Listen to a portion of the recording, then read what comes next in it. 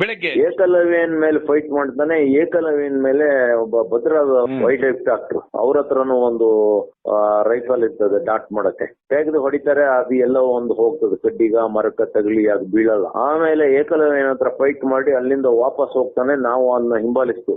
ಏಕಲವ್ಯನ ಸಾಹಸ ಧೈರ್ಯ ಎಲ್ಲ ನೋಡಿದ್ರೆ ಅವನು ಇನ್ನು ಮುಂದೆ ಅಭಿಮನ್ಯುವನ ಜಾಗಕ್ಕೆ ಬರ್ತಾನೆ ಅನಿಸ್ತದ ನನಗೆ. ಶುಕ್ರವಾರ ಈ ಕಡೆಯಿಂದ ನಮ್ಮಲ್ಲಿ ಒಬ್ಬ ಕುಖ್ಯಾತ ಒಬ್ಬ ಇದ್ದಾನೆ, ದಾರಿ ತಪ್ಪಿದ ಮಗ, ಅವನೇ ಕಾನಹಳ್ಳಿ ಕುಳ್ಳ.